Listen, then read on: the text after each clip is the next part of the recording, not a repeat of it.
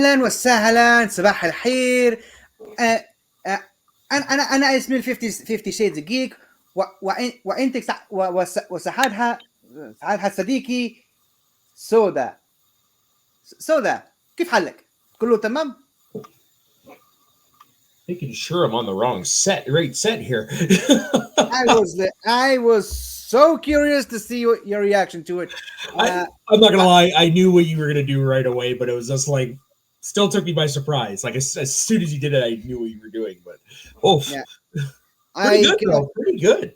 I can't tell you how long I practiced this, and I still screwed it up. Anywho, You know what? so I wouldn't have known. yeah, I would. Anyway, so hello everyone, what's up? Welcome to Fun with Flags. And I am yep, nope, I'm not gonna try to attempt that again. Anyway, so welcome to Fun with Flags, like I said, Ramadan Kareem, obviously for those of you celebrating From Ramadan. Kareem as well. This is of course the show where we teach each other about each other's countries. I teach my good friend Soda about my good state of Israel, and he teaches me about his state of Canada. How are you doing, sir, this Ramadan so far? You know what? I'm doing pretty good. Having a good day today. So yeah, looking forward to this. Yeah, so you're not fasting. I'm kidding. I'm kidding. Oh God, no! I would probably be in jail for murder if I tried to fast. Okay, moving on. I have anger issues and they get worse when I'm hungry. Moving on from that. Let's talk about something a little bit less less that. Uh, uh, today's of course my topic, and of course, as you probably may have been able to pick up from the name and the subtitle, we of course this is the month of Ramadan. It started a couple of days ago, and it's going to continue on till Eid al-Fitr at the end of it. And I figured this would be an interesting time to talk about a rather controversial topic that I've actually been thinking about for a while doing this, and only just now on Ramadan I finally decided to pluck up the courage to tackle it, because like I said, it is pretty controversial and very easily could get this wrong. So I am of course talking about the Arab Israelis, the or Israeli Arabs, the 48 Arabs. Lots of names for it. There's lots of ways you can talk about it, but yeah. So for those of you who didn't know, um, not all of the people living in Israel are actually Jewish or belong to the Jewish ethnic group, both religion-wise and ethnicity. There's actually a pretty significant number of the population that are actually Arabs, Muslims, Christians, and otherwise. So, Soda, before meeting me, did you know that? Did you think about that about Israel, or did you just Well, come if up in I'm you? being honest, I never really thought about it because I've always assumed the world in general is just a melting pot, which is what we call multicultural communities. Yep. So And I just multiple I just assumed. and multicultural is kind of the name of the game when it comes to Israel, including when it comes to the Arab population. Yeah, like Of Canada, we have cities that are like huge cultural melting pots for all the diversity they have. so are we. Yeah, so On that's a I mean smaller scale, because of that, obviously, but that's what I still. just assumed. Yeah. So I guess you assumed correctly. I guess what people say about assuming isn't always correct. Anywho, so this topic we're going to talk a lot of history and a lot of and then there's going to be a second half, which is very similar to what we did a couple of weeks ago when talking about the black Jewish Israelis. And we're going to introduce what? I didn't say anything. Oh, sorry, I heard something. We're going to introduce some interesting, notable people from the Arab community in Israel, and that's going to be a lot of fun. But before that, there is some stuff we have to get through. So, Naturally, what? said naturally. Okay, cool. So, out of about 9.8 million citizens in Israel, about 2 million of them are Arabs, which makes up about 21% of the population. Their vast majority is comprised of Arabs who were residing and the territories of the state of Israel post the War of Independence, the War of 1948, or as they call it, the Nakba. Sorry, I had a hiccup there. It's either Arabs who resided in those specific territories or in territories outside the borders of the UN partition plan that moved to those borders after the war broke out. You remember the partition plan when I showed you that ridiculous map of Yeah. how the UN decided to split Israel in half and Yeah. how ridiculous that was. Oh yeah. Right? So those borders specifically. Now, the vast majority of them consider themselves also as Israeli Palestinians, internal Arabs, or the Arabs of 48, the 1948 war, that is. The vast majority of them define themselves ethnically as Arabs, and within that community, that 2 million number, there are also certain factions who are speaking Arabic but do not consider themselves as Arabs or Palestinians, such as Druze, Bedouin, Circassians, and even the Aramean culture. Most of Israeli Arabs are Muslims, and there's a small percentage of them that are Christians. Now, the early days of the Israeli Arabs was not an easy road. In fact, it still isn't in many ways.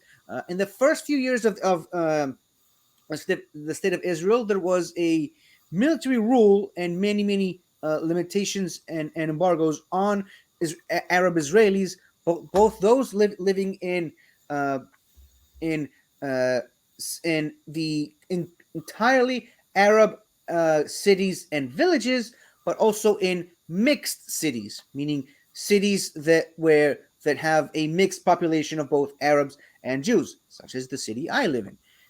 The height of these bad relations between the state of Israel and the Israeli Arabs was on the very first day of Operation Sinai, with the massacre of Kfar Qasim, where 43 men, women, and children were shot to death by the Israeli border police. We have talked about that before, no? I'm pretty sure we did not. Okay. We may have talked about this Operation Sinai, but not the Kfar Qasim massacre. No. I was talking about Sinai. Yeah, the Sinai. We talked about that. Yeah. Yeah. So, any questions so far up till now? Nope, none so far. Other than not surprised that people hate each other in your side of the world. Yeah, people still do. And if you're wondering what happened in that massacre, it's not long enough for a topic on this show. Basically, some racist douchebag decided to be an idiot one day, and that's the result.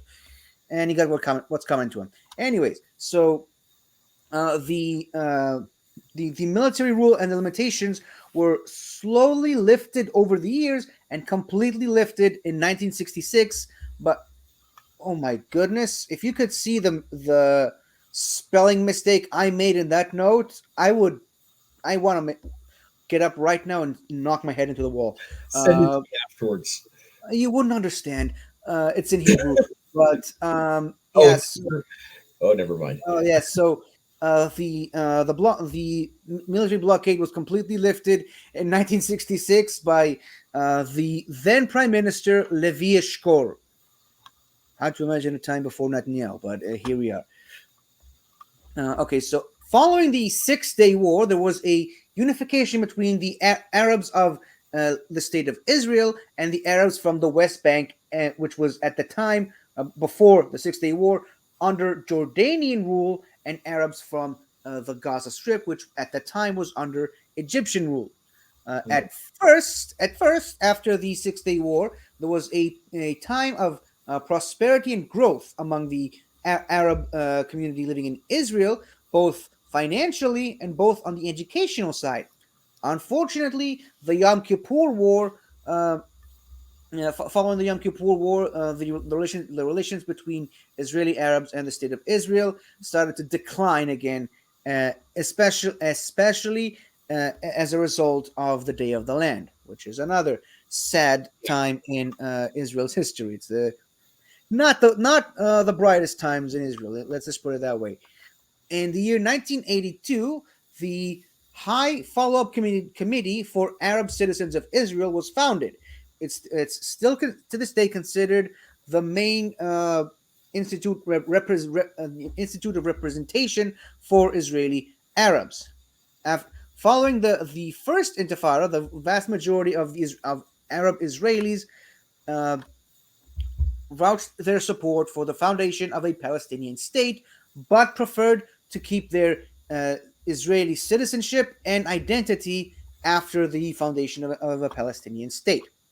At the beginning of the 90s, there was yet another slight improvement in the in relations between the Arab Israelis and the Israeli government during the time of the second Yitzhak Rabin administration as prime minister.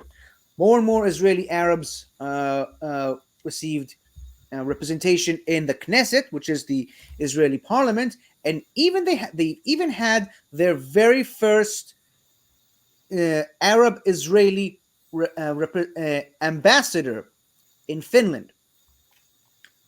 However, after the assassination of said prime minister and following a continuous neglect, shall we say, of and another misspell of the Arab community in Israel, tensions between Jews and Arabs in Israel only started to get worse as getting closer to the second Intifada. During the second Intifada, however, the tensions between the Arab Israelis and the Israeli security forces reached new heights with with the translating is a bitch with large killings of Israeli citizens, Israeli Arab citizens who weren't connected to the violent protests that were mainly defined by the Second Intifada. However, with that, there was the first general investigation committee on the subject to investigate those same events, and of course, the security forces were responsible, which was the first time ever that the Arab Israeli side received such a thing. This was considered at the time a huge improvement in the relationship between the Israeli Arabs and the state of Israel. From now, here's where we start to have a bit of a turn. So since the middle half of the 2000s and today, leading up to today, the relationship between Arab Israelis and Palestinians also started to decline a bit, primarily due to a rise in the numbers of violent situations between of Palestinians against Jews, which also cost the lives of the Israeli Arabs. The Palestinians were obviously tried committing terror attacks and murders of Jews, but in the process, many the Israeli Arabs were being killed in the process. As such, the Israeli Arabs started to get distrustful of the Palestinian Arabs.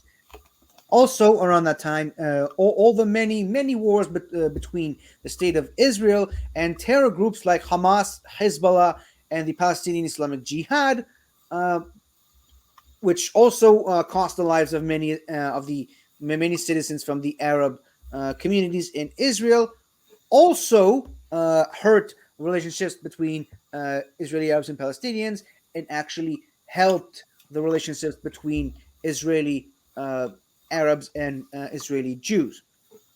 Mm-hmm. Now, I want you to notice this interesting bit of detail here. Okay, I want you to notice this contrast. Okay, right. So, in the year 2021, during yet another Israeli operation in Gaza against the terrorist organization Hamas, many of the Arab Israelis joined the struggle against the Israeli Jews, in support of the Palestinians in Gaza and the West Bank. However, following the events of October 7 in late last year, the Arab Israelis took a very firm stand, standing alongside Israel and against the terrorist organization Hamas, despite their understanding of the great suffering of the citizens of Gaza. Did you see that? Did you see? Mhm. Yeah. So on one side, the uh, Israel attacks Gaza because of Hamas. The Israeli Arabs joined the fight against Israel. However, following the October 7th attack, many people say that this really opened the eyes for a lot of the Israeli Arabs, and they really realized who Hamas is. They realized they want nothing to do with Hamas. They basically they say this a lot these days, but it gets truer every day.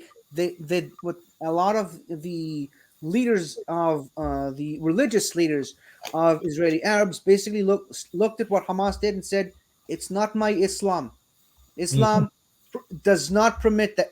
In fact, Islam forbids everything that Hamas did on that day, and they do not want to be associated with Hamas anymore. They do not want to be associated with. They don't want their religion to be associated with what Hamas did in the name of their God. By the way, because Oh, Hamas is a religious organization. How any religion can do that? Ask Hamas, yeah. because even the Israeli Arabs refuse to accept that this is part of their religion, because it isn't. Uh, okay, so that about wraps it up for the history side of it. Now, some other minor details. As mentioned, the vast majority of Israeli Arabs are, of course, Muslims. A small percentage of the Israeli Arabs are Christian, and even smaller percentage of that are Circassacs and Circus acts? Druze. Sorry, did you Yeah, say you circus have acts? to let me finish a sentence before you can ask that question. What? Circus acts? Circassacs. Oh, okay. I was like, I don't see any clowns or trapeze. Circassacs and Druze. Okay? I like the hats. Me too. I like the Druze hats. Okay, so uh, the of course the vast majority of the Muslim Arabs are Sunni religious Sunnis, and also who are religious. I cannot speak today. Who are religious, and they maintain the religion and customs of Islam. Naturally, as you would expect, the Israeli Arabs who happen to be Christian, of course, obviously maintain the acts and habits of Christianity. Of course, celebrating Christmas, praying to Jesus in churches, as opposed to the Muslim Arabs who pray in mosques and whatnot. I think you get the idea. Now, the Druze population actually have their own religion. They're not just an ethnic group; they're also a religion. And I Um, would and question. what? Question. Where does the name Druze come from? I don't know. Do you Is want it me? like is it a word that's combined out of something, or Let's see. I'm not seeing etymology here. because the comedy side of my brain thinks there's a joke in there? Why? Because Jews, Druze. No, there's completely not related. Okay, Uh, that's all I wanted to know. Anyways, so the Druze, they like I said, they have their own religion, and I would actually love to tell you about it. Let's go. Sadly, I can't, Oh, uh, because they're not allowed to talk about it with anyone. Their religion is secret, and even most of their own community are not allowed to know anything about it. They're not allowed to share. They're not allowed to talk. Only the wise men of the community are allowed to know what their religion even is, what their sacred texts is, and they're only they're not allowed to print their holy books. They're how only the allowed. hell do they They're, do they? yeah, they're only allowed to copy the books by hand and only by someone who is specifically certified to do so, and not even on print. They're writing it by hand on pieces of parchment. That's how How the, secret this religion is. how the hell do they even observe anything? I don't know. Ask them. Oh wait, you can't because they're not allowed to talk about it. Like, the fuck? That just broke my brain. I know. That's why that's why I set it up so much. There is comedy in there, just not from where I was expecting. If you want to see that as comedy, then that's your thing. Go Well, I ahead. can definitely see some comedians using that as making, jokes out of that. Now, I'll tell you something else. Until they reach the age of 15, they're allowed to choose if they want to go in the religious direction or if they want to remain secular. And even after the age of 15, someone who decides to remain secular can switch over to becoming one of the religious leaders, and one of the religious leaders is allowed to transfer to the other side and become secular. However, after doing so, he's not allowed to share the religion with anyone else. He's not allowed to talk about anything. So no one can ever know what their religion is aside from just them. And this is their flag, by the way. Nice. Yep. This is some more Druze carrying the Druze flag. Now, also got a picture of some Bedouins. Are you familiar with Bedouins, by the way? Yes, I have definitely heard of the Bedouins. You've mentioned them multiple times. Did you ever heard of them before meeting me? I might have in high school. Because I knew about the Sunnis and all that when you mentioned them earlier and stuff like that. So it's possible I might have, but it was like 20 years ago. So Bedouins are basically just desert nomads. Live everywhere. That's why I know what they are. Yeah. Yeah, they live basically anywhere between the West Sahara Desert all the way into the Arab Peninsula, which of course is Saudi Arabia, all the way up to Qatar. And of course, crosses through the state of Israel because everything does. Just look at the map. But yeah, have you heard of? Redundant question. Have you ever heard of the Circasecs? Them I have not heard of. That's why I was surprised when I heard you say the name. Because you got to understand, to a Westerner like me, that definitely does sound like circus acts. Yes, and I wish there was an easier way of saying what their name is. Like, if you say that in Hebrew, it definitely doesn't sound anything remotely like that, but that is the English definition of the word. That's what I found on Wikipedia, and I'm sorry that I have to say it, but that's funny. But yeah, so Circasecs are the Arab Muslims who mainly hail from the Kavkaz region, which is an area around the general area of Russia, around the general area of still part of Asia, but south of Russia. And there's a very, very small community of Circasecs in the state of Israel. Most of them are a little bit more to the north and the west. Okay, so despite being even though they don't have to, a small yet still significant of the Muslim and Christian Arabs living in Israel actually serve in the IDF. You can see right there the picture of a Jewish soldier and a Muslim soldier praying together. That's actually from a couple of weeks ago. That's not old. That's relatively new. It's relatively new. As a matter of fact, you might be surprised to know that there is even an entire battalion in the IDF dedicated exclusively for Bedouins. The Bedouin, the Bedouin patrols. Let's translate it that way. What? I like that. That's pretty cool. Like the symbol? Oh yeah. Yeah. So, like I said, their main thing is tracking. They're obviously Bedouins are superb trackers, better than probably anyone else. In some cases, they're even better than the dogs that are employed by IDF soldiers to track down. Of course, dogs have their uses for other things, but when you want to find someone, there's no one better, no one finer than the Bedouins. They are the experts. They know the land better than anyone could, and so as I mentioned, they have their own battalion, which is part of the Givati sector in the IDF, and many of them actually do eventually ascend to being officers and high ranks. Cool.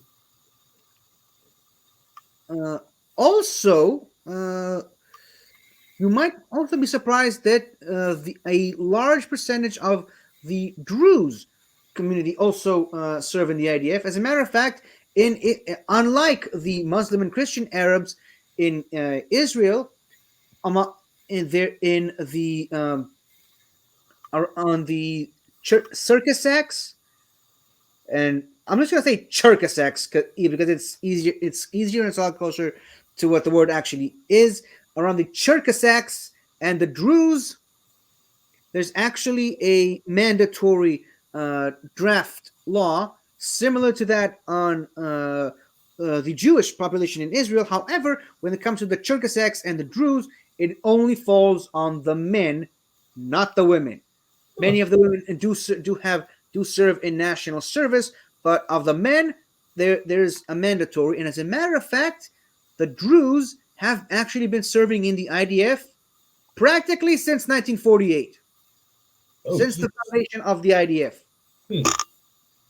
And I'll tell you something else. The Druze community is actually uh, the highest percentage of enlistment from all different communities in Israel, including the secular Jews. Like they Wow. 90 around 90% of the Druze community in Israel all enlist. Many of them actually go to the most elite combat units, and many of them actually do ascend to being officers at incredibly high rank. As a matter of fact, I can say it from personal experience. In my 3 year service in the military, I came across and actually served alongside 7 or 8 Druze. You could almost mistake their flag for an LGBTQ flag. If it wasn't for the triangle and the Well, no, side, no, no, no. Go back to the last picture you showed previously to that, the one of everybody in the army. um, That one. Just because, like, just looking at it, you can't tell, like, the design or anything like that. You could easily mistake that for an the LGBT. LGBTQ flag doesn't have white on it because white is bad apparently. Oh, yeah, yeah, okay. No, I did not realize that. Never mind. Erase what I said. The LGBTQ flag is rainbow. There is no white on the rainbow. Anywho, so like I said, about 7 or 8 people who I actually actively served alongside with were actually Druze. And I'll tell you something else. 2 of them were actually my commanders. Oh, One cool. was an officer, and one was a permanent soldier. Cool. Yeah, and there's even certain units and certain battalions and certain sectors made entirely of Druze. That's how that's how much they serve. There's like again an entire just like the Bedouins, an entire battalion of just Druze that no one is allowed to know about because again Druze, they're very secretive. Very But strange. overall, the Druze community in Israel, they love this country. They're very, very loyal to the state of Israel. They were protected to literally to their dying breath. Their the number of contributions that the Druze have had to the state of Israel, particularly when it comes to the military, is second to none. Now, of course, this mainly comes from the fact that Druze are incredibly loyal to the land they happen to live on, whether that land be Israel, Syria, or Lebanon. So you have a lot of situations where Druze are actually fighting other Druze, the Israeli Druze fighting Syrian Druze or Lebanese Druze. Like they're loyal to the land. They're not loyal to any particular government. If for whatever reason, um, and hopefully that never happens, but if say Syria conquers a large portion of Israel, it happens to have Druze in it. The Druze who have up until this point served the IDF and served Israel would then transfer over to the Syrian side because that is who they are. That is how their loyalty is. They're loyal to the singular place they live in, not necessarily the flag. They are loyal to their own flag, of course, the Druze flag. And all they really ask in return is just to be left alone and just to have their own freedom of religion, freedom of living, which of course the state of Israel provides for the most part. Of course, as I probably should have mentioned earlier, but I must have forgot.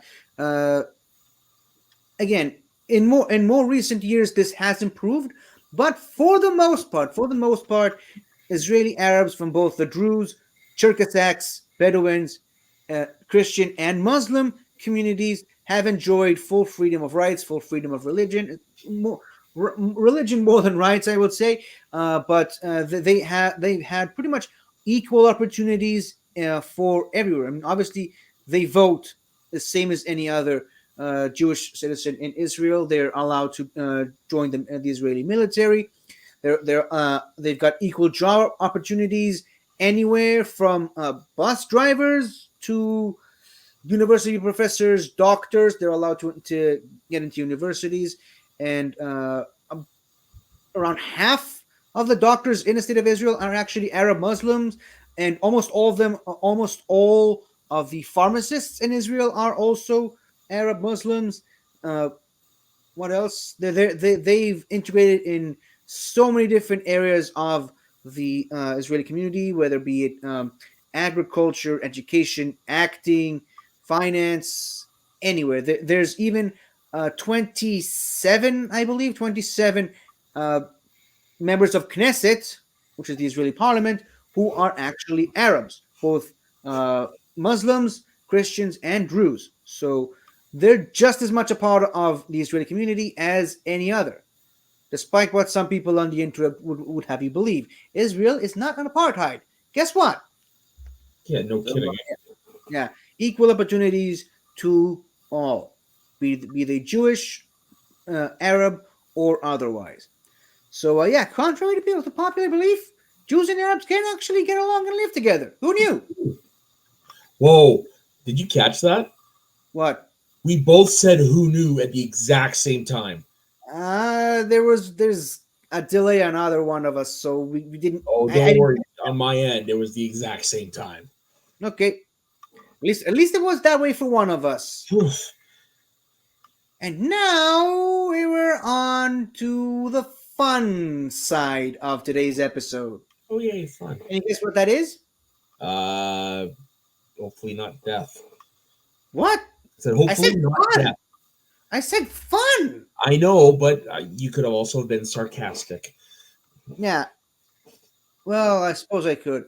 Anyways, it's time for us to talk about some celebrities from the Arab Israeli communities. Celebrities and well-known personalities. Now, obviously, we're not going to go over every single one of them. I just picked out a small in my terms, small list of people of note that I wanted to talk about. And of course, they could be from anywhere from the Arab Christians, Arab Muslims, and the Druze as well. And the first person we're going to talk about is, of course, Azam Azam.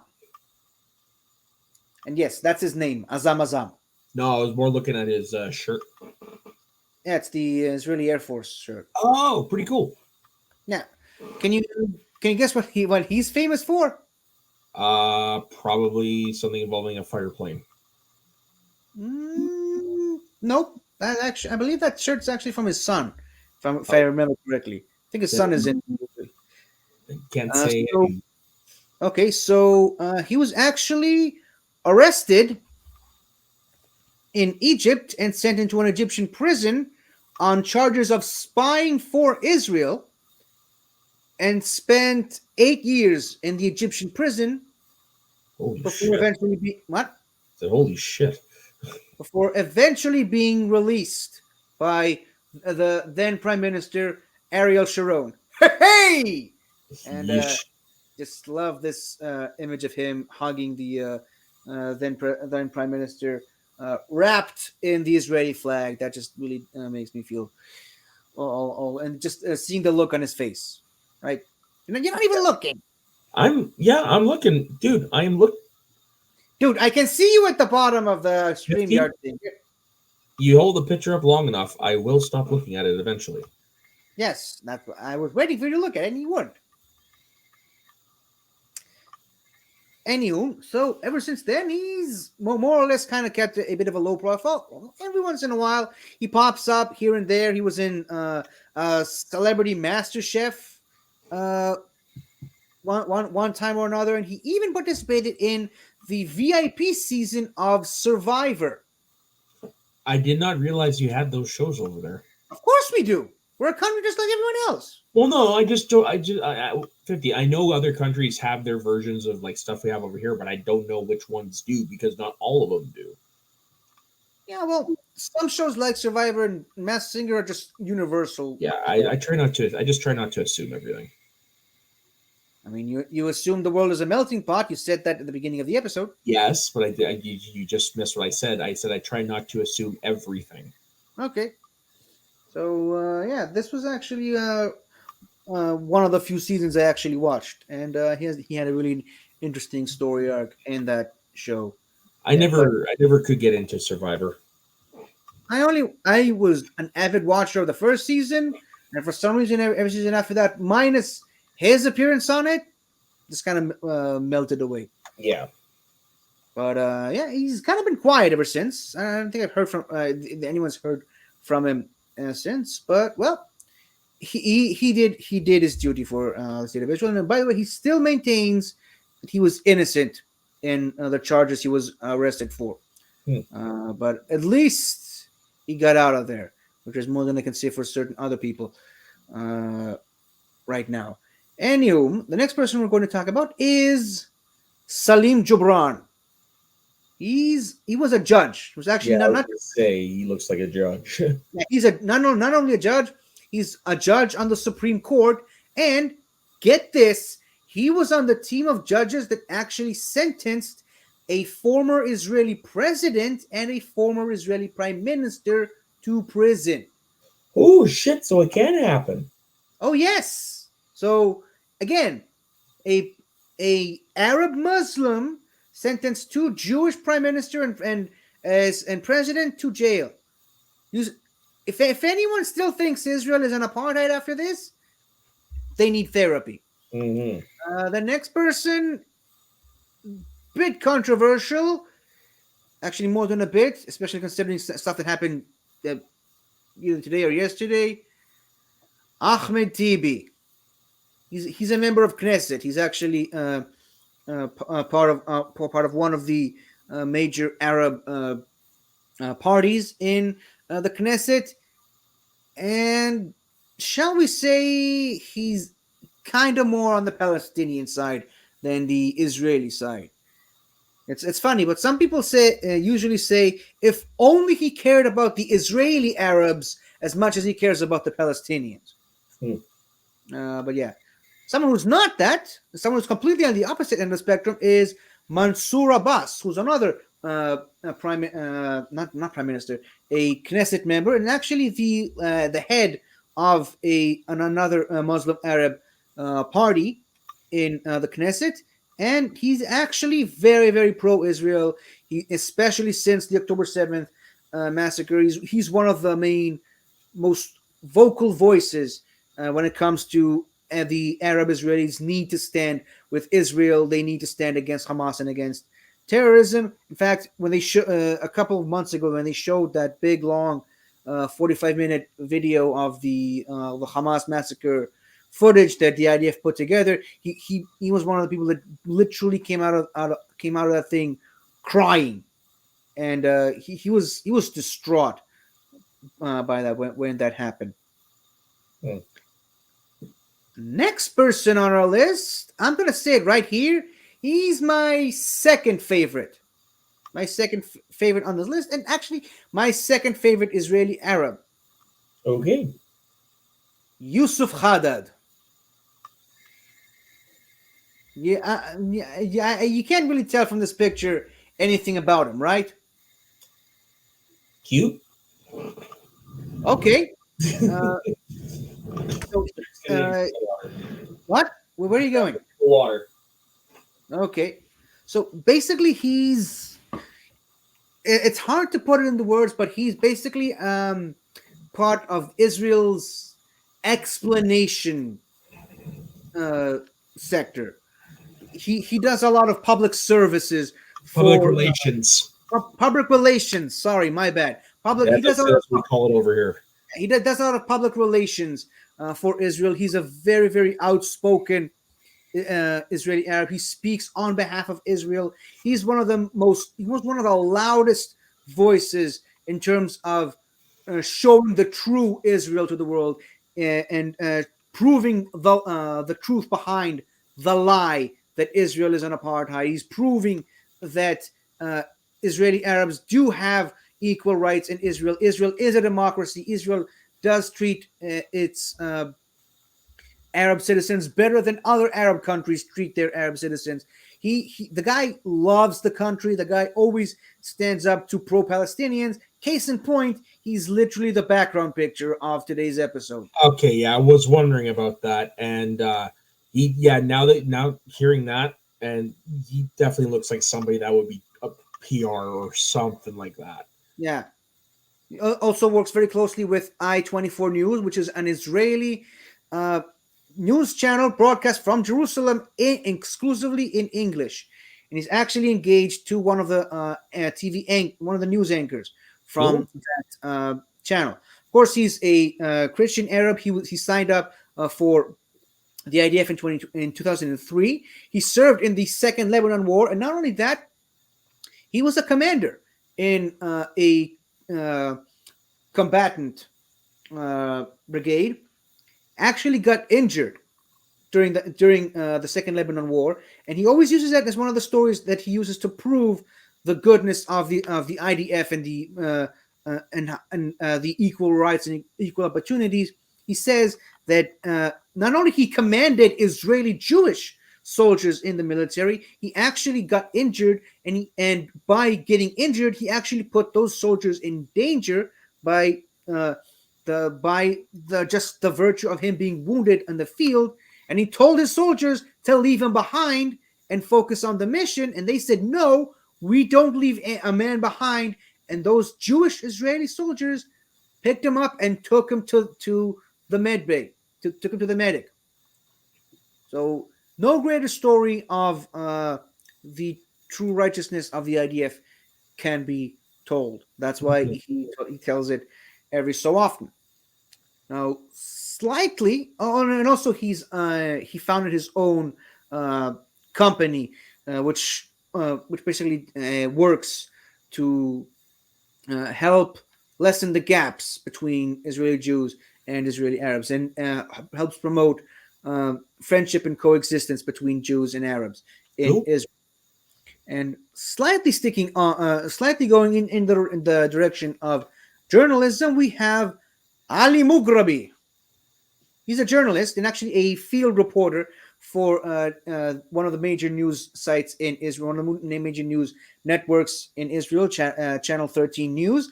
And he's actually the North reporter. He reports generally from the North area, and it's the guy's got.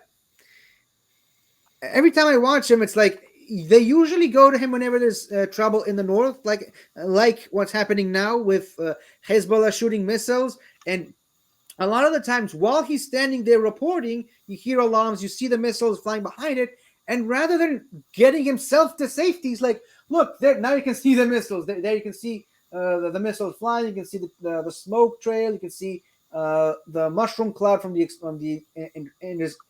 intercept." And the people in the studio are like, dude, get yourself to safety. What are you doing? Get to shelter. So he really is crazy, and it's not just my imagination that he had crazy eyes in that picture. I don't know. I don't know. I wouldn't say crazy eyes. Oh, he But looks intense. I mean, you should hear him speak. He's very intense. Well, yeah, and that's so that explains that he's an intense person, which explains why he's willing to do that. That fucking nut bar. I mean, hey, he's dedicated to his craft. He's Hey, I dedicated get to it. reporting. I get it. Still a nut bar. All right, fine. Two And also things can be true at once. yeah, so people are not black and white, as we discussed previously. Ding, ding, ding. And sticking on that journalistic trail, we've got Suleiman Maswade, another Israeli Arab reporter for Channel 12, sorry, Channel 11 News, and who's only just recently gotten into reporting. He's a bit of a rising star in the reporting scene. And from him, we now move on to what is actually my number one favorite. All right? Arrow. Are you sitting down for this? Give me a second. Yes. Okay. Say hello to Lucy Aharish. I fucking knew it was a woman. Well, of course. I mean, what else? Yeah. Can you guess where? Can you guess what she's primarily known from? Probably something in entertainment. Well, definitely yes. Actress? She does it all.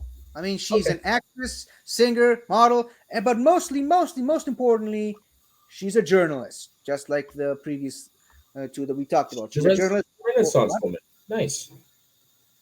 Yep. She's an all-round, well-rounded woman. She does. Jack She of all does. trades. Yeah. In other words, she's perfect. But yes. Let me guess. Your dream girl? She's my celebrity crush. There you go. She, like I said, she's a journalist for Channel 13 News, but like I said, she's also an actress, comedian. She's like I said, she's a singer, and the only flaw is that she's married, Yeah. and not just that, she's married to an Israeli commando fighter in an elite unit of the IDF. So in other words, you Yeah. don't have a shot in the world. Nope. I mean, look at the guy. Yeah. Also, the guy's an actor, singer himself as well. So because Naturally, they flock the together. IDF is all about that. Yeah. But yeah. So apparently, once again, you can do that in the apartheid state of Israel, where a Muslim woman can marry a Jewish Israeli. Yeah. So yeah, another poking in the eye to that ridiculous argument, and. Yep. And sticking on this actors train, we've got Norman Issa. He's also an actor, but he's also a writer and producer. He does a lot of his own stuff. He does a lot of stuff in theater and television. And actually, probably his most famous role was from a TV show back in the in the mid 2000s to early 2010s called Arab Work. Basically, it's him, and it's him as an Arab Israeli and his family living in an apartment building that's mostly populated by Israeli Jews. He's always trying to integrate himself in the Jewish society, trying to adapt Jewish traditions, and his family not so happy about that.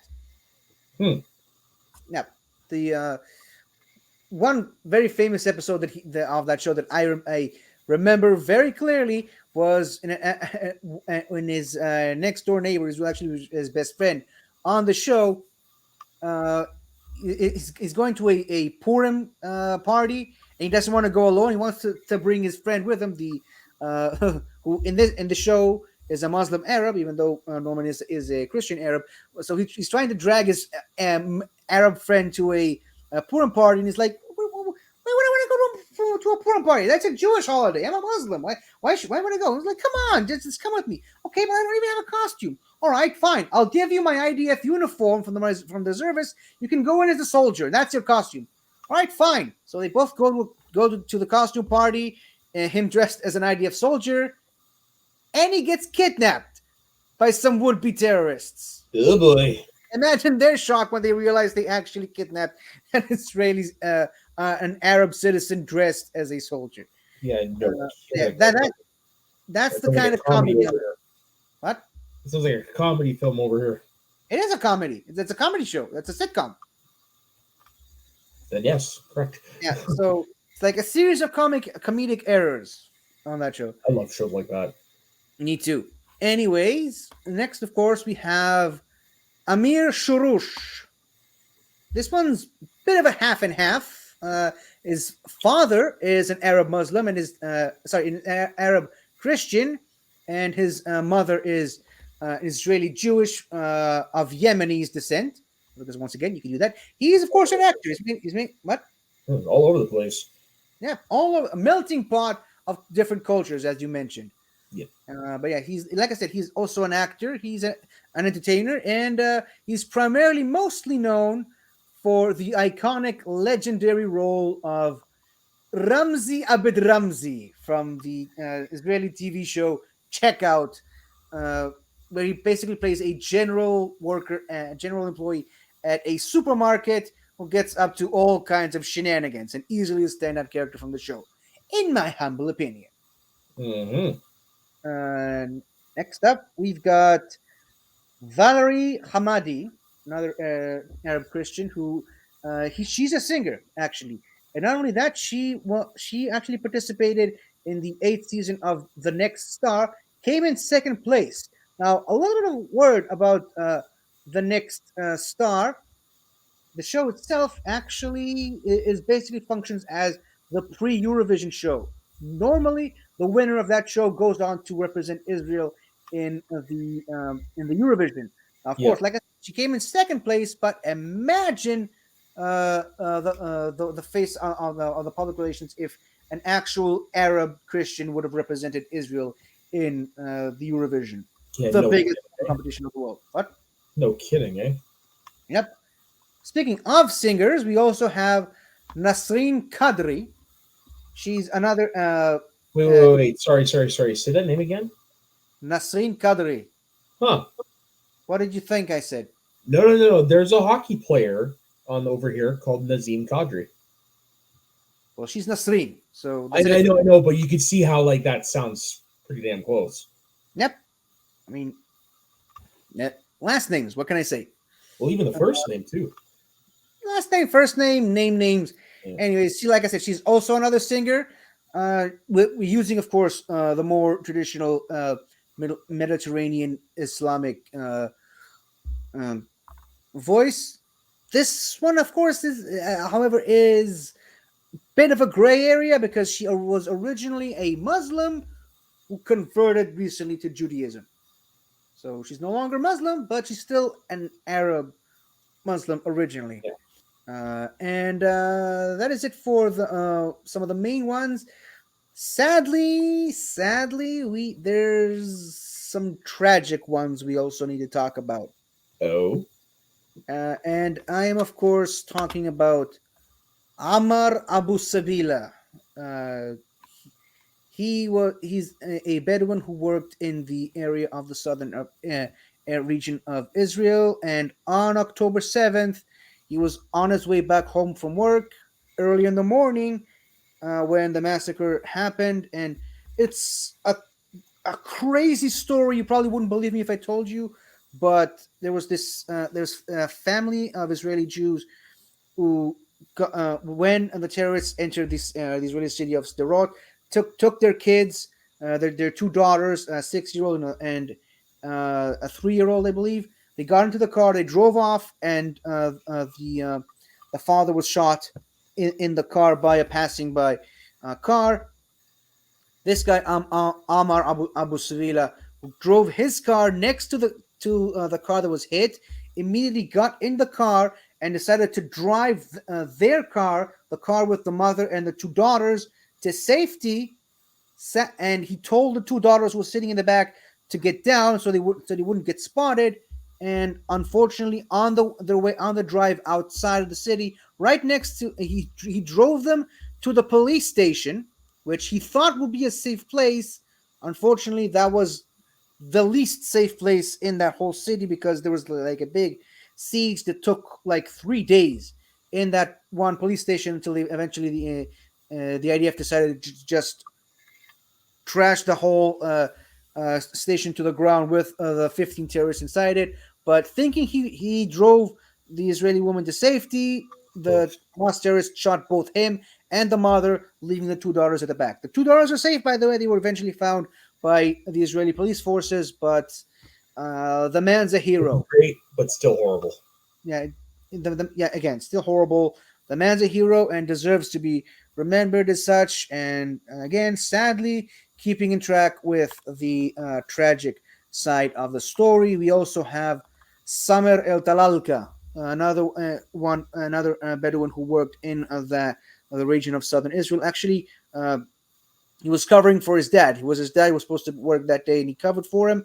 And he was kidnapped to Gaza by Hamas, kept with two more Jewish citizens from the south of Israel and a Thailand worker from the south of Israel. The Thailand worker was released. The three hostages, him and the other two Jews, were still kept in that place. And about 2 months ago, somehow the three of them managed to escape, but accidentally all three of them were gunned down by IDF soldiers in the crazy wild crossfire. Friendly fire.